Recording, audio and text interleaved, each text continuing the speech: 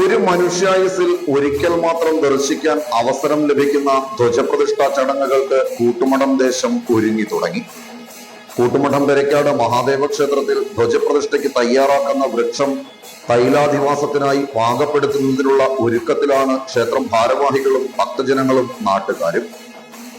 ഇളങ്കുന്നപ്പുഴ രാജഗോപാലമേനോന്റെ നേതൃത്വത്തിൽ കൂട്ടുമഠം കാർത്തികേയ സദ്യാലയത്തിൽ ഇതിനുള്ള തൈല നിർമ്മാണം തുടങ്ങി. 36 കൂട്ടം പച്ചമരുന്നുകളും 80 പാട്ട എള്ളെണ്ണയും ചേർത്ത് തിളപ്പിച്ചുണ്ടാക്കുന്ന തൈലത്തിലാണ് ധ്വജപ്രതിഷ്ഠയ്ക്കുള്ള വൃക്ഷം ഇടുന്നത്.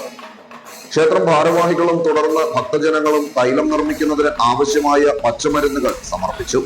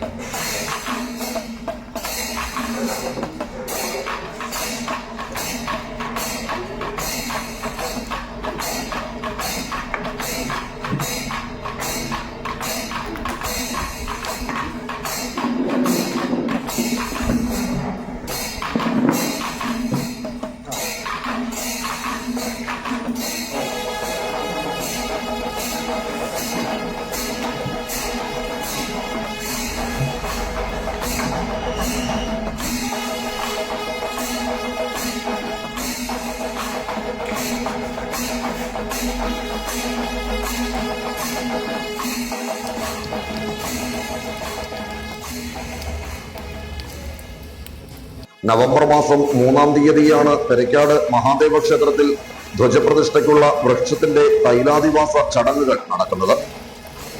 ഭക്തജനങ്ങളെ സംബന്ധിച്ചിടത്തോളം ജീവിതയാത്രയിൽ ഒരിക്കൽ മാത്രം അനുഭവിക്കുവാനും പങ്കാളികളാകുവാനും കഴിയുന്ന ധ്വജപ്രതിഷ്ഠാ ചടങ്ങുകൾക്ക് ഏവരും നേരിട്ടോ അവരവരാൽ കഴിയുന്ന സഹായങ്ങൾ വഴിയോ സഹകരിക്കണമെന്ന് കൂട്ടുമഠം പെരക്കാട് ദേവസ്വം ട്രസ്റ്റ് ഭാരവാഹികളും അഭിപ്രായപ്പെട്ടു.